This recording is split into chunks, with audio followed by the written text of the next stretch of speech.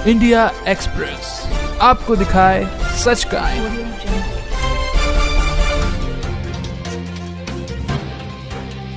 आज का हिंदू पंचांग दिनांक 23 अगस्त 2021, दिन रविवार, विक्रम संवत 2078, गुजरात 2077, शक संवत 1943, अयन दक्षिणायन, ऋतु शरद, मास भाद्रपद, गुजरात एवं महाराष्ट्र अनुसार श्रावण, पक्ष कृष्ण, तिथि सप्तमी रात्रि 11:26 तक, तत्पश्चात अष्टमी, नक्षत्र कृतिका पूर्ण रात्रि तक, योग ध्रुव सुबह 6:45 तक, तत्पश्चात व्याघात,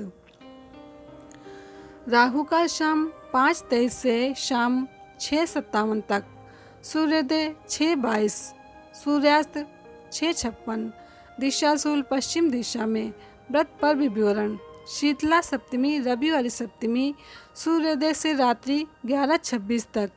विशेष, सप्तमी को ताड़ का फल खाने से रोग बढ़ता है तथा शरीर का नाश होता है। ब्रह्मवेद पुराण ब्रह्मखंड, हिंदू पंचांग। श्री कृष्ण जन्माष्टमी व्रत की कथा एवं विधि। 30 अगस्त 2021 सोमवार को जन्माष्टमी है।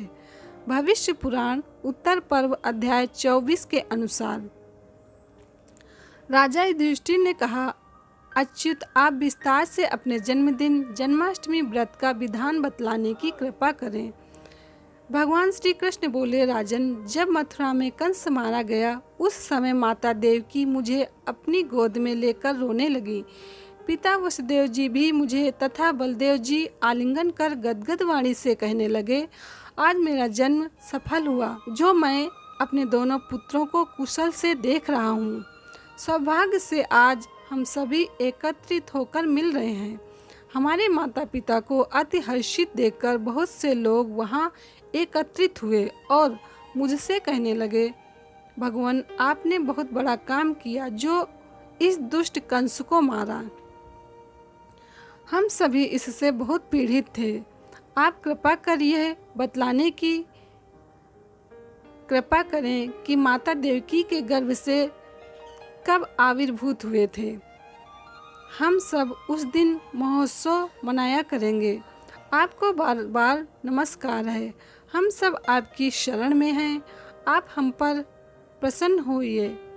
उस समय पिता वसुदेव जी ने भी मुझसे कहा था कि अपना जन्मदिन इन्हें बतला दो। तब मैंने मथुरा निवासी जनों को जन्माष्टमी व्रत का रहस्य बतलाया और कहा, पूर्ववासियों, आप लोग मेरे जन्मदिन को विश्व में जन्माष्टमी के नाम से प्रसारित करें।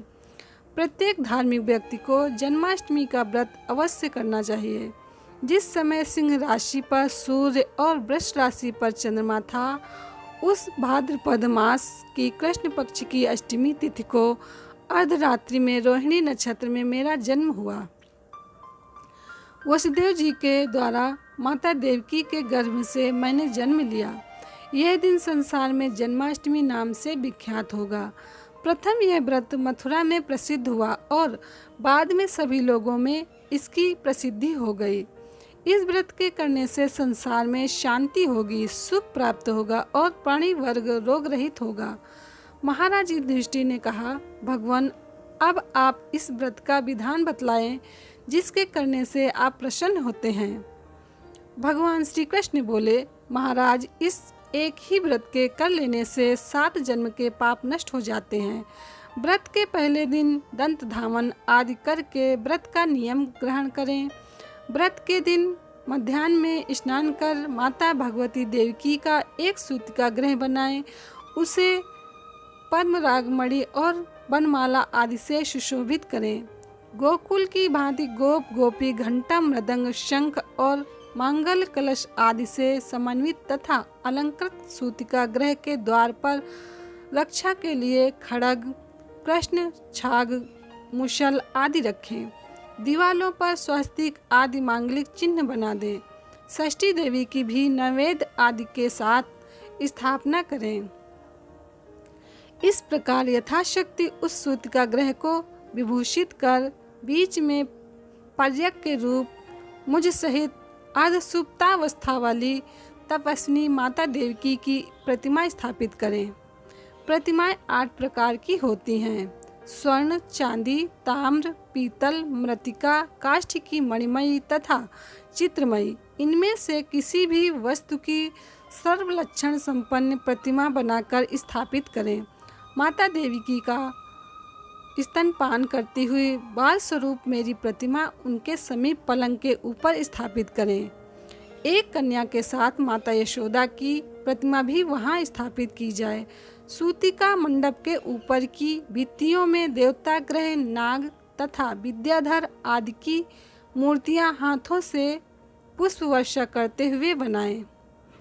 वसुदेव जी को सूतिका ग्रह के बाहर खड्ग और ढाल धारण किए चित्रित करना चाहिए।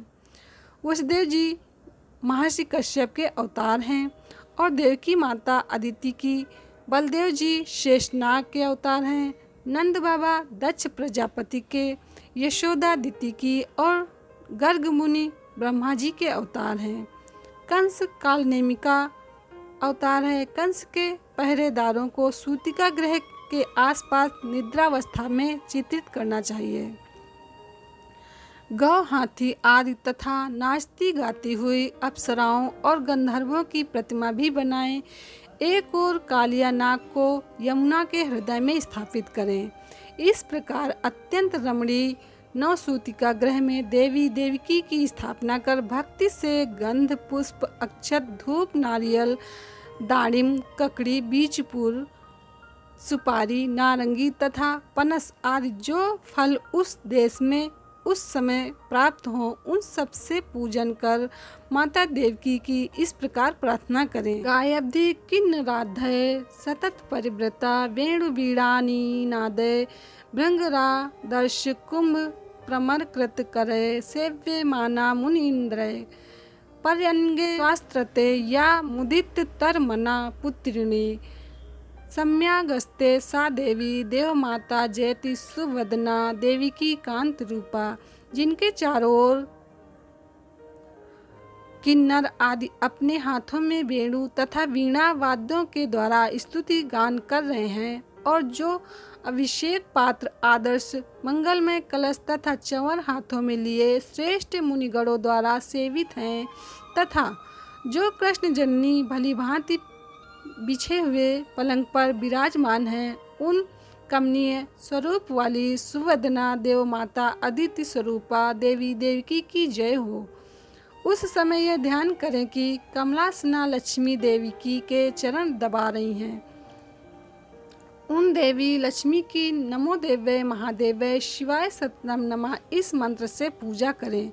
इसके बाद ओम देवक्य नमः, ओम वासुदेवाय नमः, ओम बलभद्राय नमः, ओम श्री कृष्णाय नमः, ओम सुभद्राय नमः, ओम नंदाय नमः तथा ओम यशोदाय नमः। इन नाम मंत्रों से सबका अलग अलग पूजन करें। कुछ लोग चंद्रमा के उदय हो जाने पर चंद्रमा को अर्घ्य प्रदान कर हरि का ध्यान करते हैं। उन्हें निम्नलिखित मंत्रों से हरि का ध्यान करना चाहिए। मंत्र इस प्रकार है: अनघम वामनम शौरि वैकुंठ पुरुषोत्तमम वासुदेवम ऋषिकेशम माधवम मधुसूदनम वाराहम पुनरिकाक्षम नरसिंहम ब्राह्मण प्रियम दामोदरम पद्मनाभम केशवम गरुणध्वजम गोविंदमच्युतम कृष्णमनंतम पराजितम अघोषजम जगद्विजम सर्ग स्थित्यंत कारणम अनादिनिधनम विष्णुम त्रैलोक्येश त्रिविक्रमम नारायण चतुर्बाहुम शंख चक्र गदाधरम पीतांबरधरम नित्यम वनमाला विभूषितम श्रीवत्सांग जगत सेतुम श्रीधरम श्रीपति हरिम। उत्तर पर्व श्लोक नंबर 46, 50, 55। इन मंत्रों से भगवान श्री हरि का ध्यान करके योगेश्वराय, योग संभवाय, योग पतये गोविंदाय नमो नमः इस मंत्र से प्रतिमा को स्नान कराना चाहिए। अनंतर यज्ञेश्वराय, यज्ञ संभवाय, यज्ञ पतये गोविंदाय नमो नमः इस मंत्र से अनुलोपन, अर्घ, धूप, दीप आदि अर्पण करें।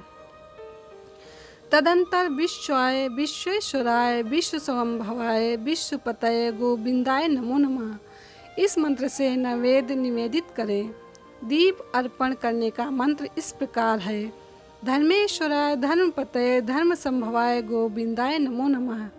इस प्रकार वेदी के ऊपर रोहिणी सहित चंद्रमा, वसुदेव, देवकी, नंद, यशोदा और बलदेव जी का पूजन करें। इससे सभी पापों से मुक्ति हो जाती है। चंद्रोदय के समय इस मंत्र से चंद्रमा को अर्घ्य प्रदान करें। क्षीरोदार्णव संभूत अत्रिनेत्र समुद्भव ग्रहणार्घ शशाकेन्द्रो रोहिण्या सहितो मम। उत्तर पर्व श्लोक नंबर 54-55। आधी रात को गुड़ और घी से गोसोर धारा की आहुति देकर षष्ठी देवी की पूजा करें। उसी क्षण नामकरण आदि संस्कार भी करने चाहिए। नवमी के दिन प्रातःकाल मेरे ही समान भगवती का भी उत्सव मनाना चाहिए। इसके अनंतर ब्राह्मणों को भोजन कराकर कृष्णों में प्रियताम कहकर यथाशक्ति दक्षिणा देनी चाहिए।